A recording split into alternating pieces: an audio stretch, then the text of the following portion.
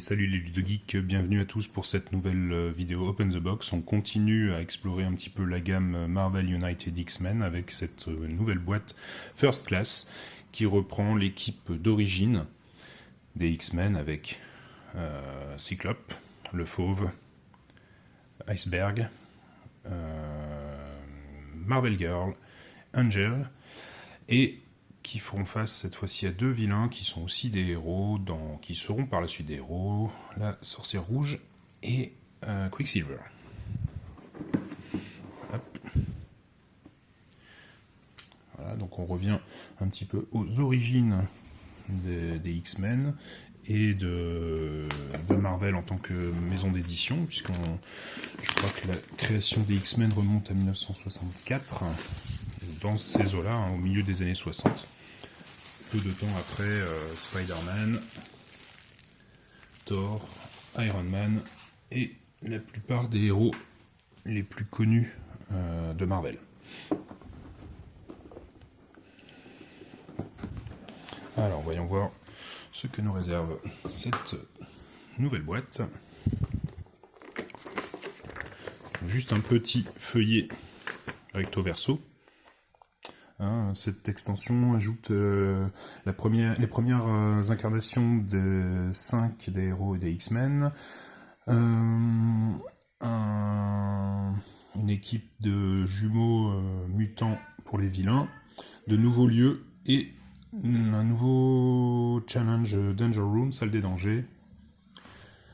Ils peuvent également être utilisés séparément pour créer l'expérience X-Men originale, ou mélangée avec d'autres héros, vilains ou lieux, et défis de la boîte de base et des autres extensions pour créer une infinité de nouvelles expériences de jeu. Donc voilà, le Danger Room Challenge, on va voir un peu ce que c'est. Donc contrairement aux autres challenges, le Danger Room, la salle des dangers, n'est pas conçu pour rendre le jeu plus difficile, mais à la place pour donner aux héros un petit coup de main, le petit coup de main dont ils ont besoin. Cela peut non seulement aider les joueurs non expérimentés, mais également aider n'importe qui à affronter les vilains les plus exigeants.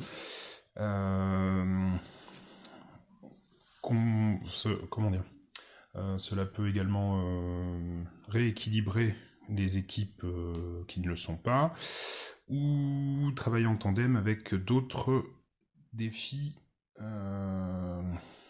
plusieurs autres défis. Pendant la mise en place, placez la salle des dangers en bas de l'emplacement de départ des héros, mélangez les cartes entraînement et placez la pioche face cachée près de la salle des dangers. En équipe contre équipe, placez la salle des dangers sur le lieu qui se trouve entre les deux emplacements de départ des équipes. Lorsqu'un héros, c'est ici, lorsqu'un héros termine son tour dans l'emplacement qui contient la salle des dangers, si cet emplacement n'a pas de menace, de carte menace, les héros ont le choix. Donc le héros a le choix. Il peut soit utiliser l'effet de fin de tour classique de ce lieu, ou il peut utiliser l'effet de fin de tour alternatif de la salle des dangers. S'il décide d'utiliser la salle des dangers, il pioche la première carte du paquet entraînement et la place visible face à lui. Si le paquet de cartes entraînement vient à s'épuiser, remélanger toutes les cartes défaussées pour former un nouveau paquet. S'il n'y en a plus disponible, la salle des dangers ne peut plus être utilisée. Et donc les fameuses cartes d'entraînement, ce sont des cartes qui sont à la disposition des héros qui les gagnent, mais qui ne sont pas considérées comme des cartes de la main ou de la pioche des héros. Elles ne sont pas défaussées lorsqu'on prend des dégâts, etc. Si un héros est une KO, il doit défausser toutes ses cartes entraînement. Les héros disposant de cartes entraînement peuvent les utiliser durant leur tour, soit avant, soit après avoir joué une carte héros. Il n'y a pas de limite au nombre de cartes d'entraînement qu'un héros peut avoir, ou combien il peut en utiliser pendant son tour. Il y a deux types de cartes d'entraînement. Celles que l'on défausse en rouge, ce sont des cartes à usage unique. Lorsqu'elles sont utilisées, appliquez immédiatement l'effet inscrit dessus, puis défaussez la carte. Et des cartes permanentes vertes, ces cartes sont toujours disponibles, tour après tour, à moins que le héros ne soit mis KO. Le héros peut utiliser l'effet inscrit sur chacune des cartes une fois par tour. Ok. Hop. Donc, on a ici des petits jetons gelés, donc cette version de Iceman, Iceberg en français. Les lieux, donc la salle des dangers. Fin de tour alternative, gagner une carte d'entraînement.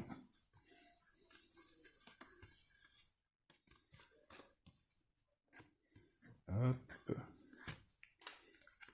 Nous avons l'île M, fin de tour. Vous pouvez défausser une carte de votre main, la placer sous votre pioche pour gagner un jeton Joker. Cape Citadel, bon, on a les mêmes lieux que dans la boîte de base, je crois. Enfin, 3 des mêmes lieux en tout cas. Fin de tour, s'il y a un civil dans ce lieu, vous pouvez infliger un dégât à un malfrat ou à un homme de main dans cet emplacement ou un emplacement adjacent. Et l'Institut Xavier, un autre héros dans ce lieu, dans cet emplacement, peut soit piocher des cartes jusqu'à ce qu'il en ait 3 en main, soit gagner un jeton déplacement, action héroïque ou combat. Hop. Nous avons le petit dashboard Scarlet Witch and Quicksilver, spécial setup. Scarlet Witch and Quicksilver démarre la partie dans le même lieu. Ok, le mode super vilain, je n'ai pas encore trop détaillé. Et nous avons ici donc un double dashboard en fait, hein, d'un côté et de l'autre. Nous avons deux personnages, 2, 3, 4, 3, 4, 5, 6, ouais. Alors, règle spéciale, les malfrats et les civils sont ajoutés sur le lieu de Quicksilver. Lorsque Scarlet Witch ou Quicksilver sont vaincus, ils restent en jeu et continuent d'agir normalement. Les héros ne gagnent que si les deux sont vaincus. Lorsqu'un héros est mis KO, Scarlet Witch et Quicksilver ne réactivent pas leur BAM, à la place, piochez une carte Master Plan et ajoutez-la face cachée dans la storyline. Donc ça c'est assez classique, on retrouve vraiment beaucoup cette règle dans X-Men. Je trouve ça un peu dommage, ce manque de variété, mais bon. Donc BAM pour Scarlet Witch, infligez un dégât à chaque héros dans le lieu de Scarlet Witch et les lieux adjacents.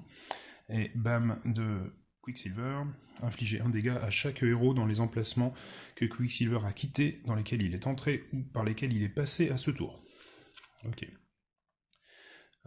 Mouvement de foule, si un ou plusieurs jetons civils ou malfrats ne peuvent être ajoutés à un lieu, piochez une carte Master Plan et ajoutez-la face cachée à la storyline. Ok.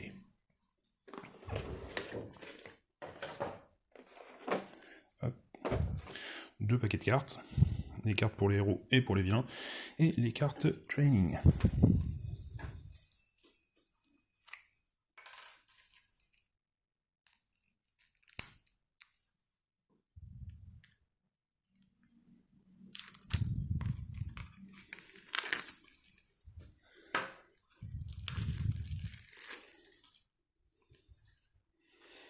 Alors, le défi de la salle des dangers, on l'a vu. Ok. Cyclope First Class, donc sans doute un peu moins puissant que le Cyclope de la boîte de base. Infligez un dégât à tous ceux qui se trouvent dans votre emplacement, à l'exception d'Avok et de Cyclope lui-même, donc Everything Else. Défaussez tous les jetons civils. Donc, un dégât dans un emplacement adjacent. Dans la version de base, il affiche des dégâts dans 2 emplacements, enfin dans chacun des emplacements adjacents, plus encore un dégât ici. Donc un petit peu moins puissant cette version, ce qui est tout à fait normal. Marvel Girl.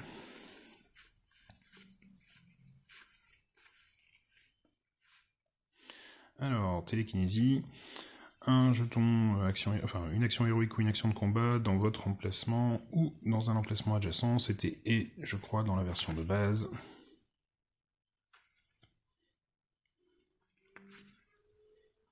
Voilà, donc télékinésie uniquement, il n'y a pas de télépathie, et il manque justement ce pouvoir de télépathie qui permettait de remplacer la dernière carte de héros jouée par n'importe quelle autre carte de la storyline, il me semble.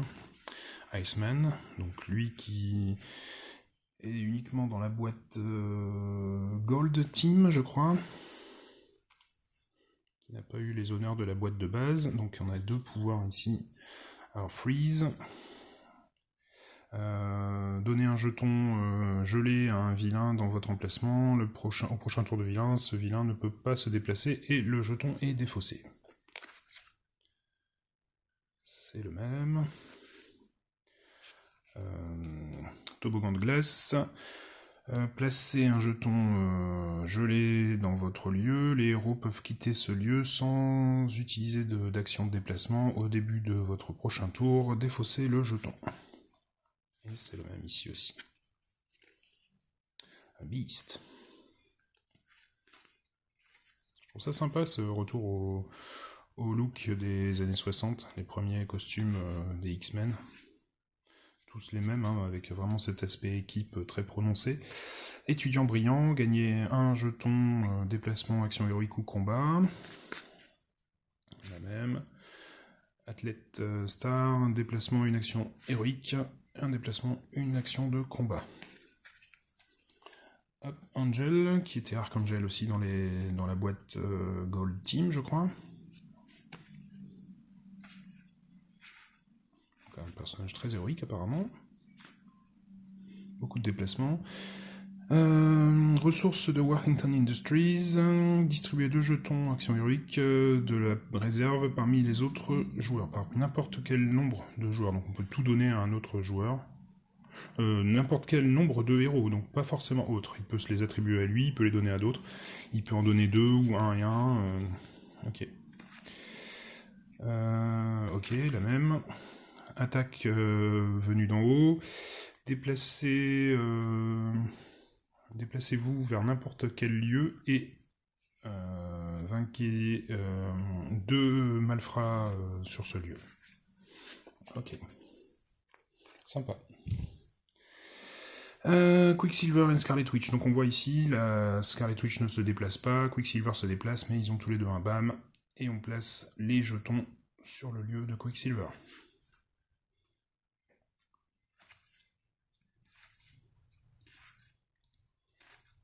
Donc ils se déplacent en décalage, ils attaquent en même temps.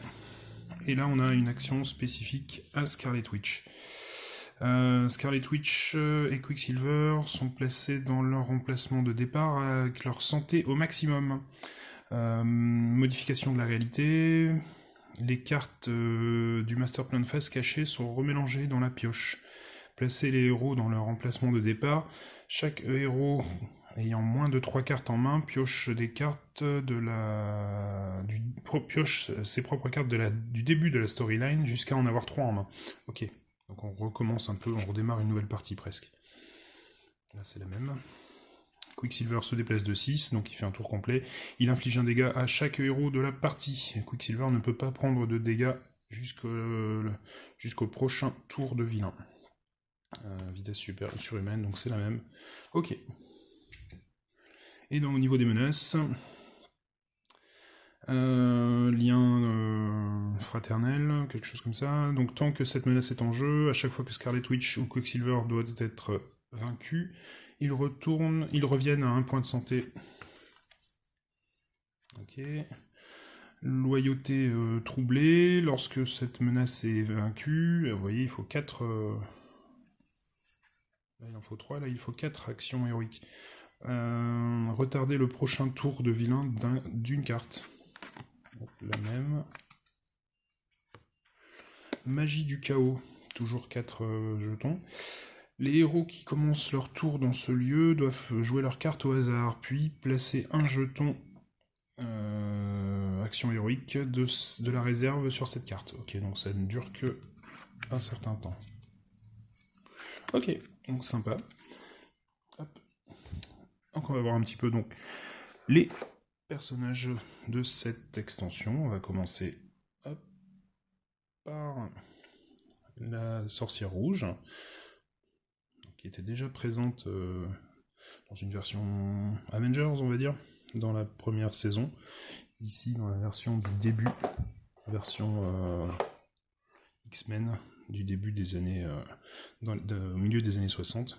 Pareil pour Quicksilver, qui était présent également en version héroïque chez les Avengers. Nous avons aussi Cyclope, donc dans une version un peu minimaliste, mais qui ne change pas tant que ça par rapport à la version qu'on connaît de la boîte de base. Marvel Girl, qui est Jean Grey dans la core box. Pas son meilleur costume. Le fauve, The Beast, Hank McCoy, donc lui, il n'a pas encore ses poils, mais il a déjà son attitude animale. J'aime bien.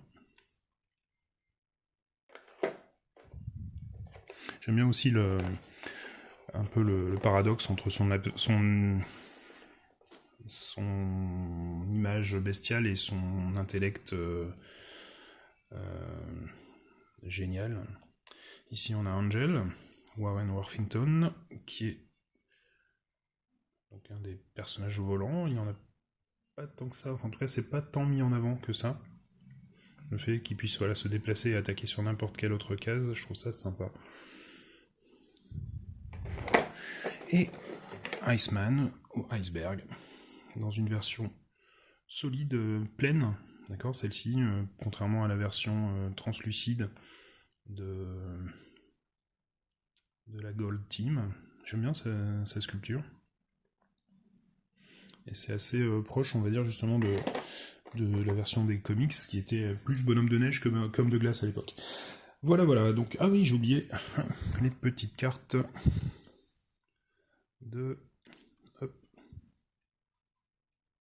d'entraînement.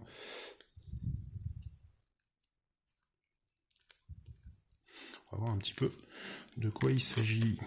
Est-ce que ça va apporter un jeu? Alors, c'est une carte rouge qu'on va défausser, ajouter un symbole déplacement en bas de la carte que vous jouez actuellement. D'accord, sur la carte de héros. Et ça reste valable tant que la carte est dans la storyline. Ajouter un symbole de combat en bas de la carte que vous venez de jouer, ok. Ajouter un symbole d'action héroïque. Piocher 2 cartes, puis défausser une carte. Donc en gros, on en prend 2, on en choisit une. Piocher une carte et défausser un jeton crise n'importe où. Alors ici on attaque les pouvoirs permanents, vert. Vous pouvez infliger 2 dégâts supplémentaires à un homme de main auquel vous avez déjà infligé au moins un dégât lors de ce tour. Vous pouvez infliger un dégât supplémentaire à un vilain auquel vous avez déjà infligé un dégât lors de ce tour. Au début de votre tour, vous pouvez ajouter un jeton d'action de votre choix de la réserve sur une menace dans votre lieu. Si vous avez utilisé une action de combat auparavant, si vous utilisez une action héroïque à ce tour, gagnez une action héroïque supplémentaire. Si vous avez utilisé une action héroïque auparavant, utilisez une action de combat à ce tour pour gagner une action de combat supplémentaire. Lorsque vous utilisez un déplacement pour vous déplacer, vous pouvez prendre un autre héros qui se trouve dans votre lieu avec vous. Sympa. Si à la fin de votre tour, vous êtes dans le même emplacement qu'un vilain, vous pouvez le déplacer vers un emplacement adjacent. Et voilà, on a fait le tour cette fois-ci. Donc c'était la petite présentation en détail, malgré tout, de cette boîte d'extension Marvel United X-Men First Class. Un petit retour aux sources avec des personnages vraiment typés des années 60. N'hésitez pas à me dire en commentaire ce que vous en avez pensé, si vous jouez vous-même à ce jeu, si vous avez essayé cette extension ou l'autre, quelle est l'extension qui vous plaît le plus, celle à laquelle vous jouez le plus fréquemment. Merci à vous pour Merci à vous d'avoir regardé cette vidéo déjà, et puis pour vos retours. Et puis on se retrouve très prochainement pour une nouvelle vidéo sur ce jeu Marvel United ou sur d'autres. À très bientôt. Passez une bonne fin de week-end. Jouez bien, prenez soin de vous et à bientôt.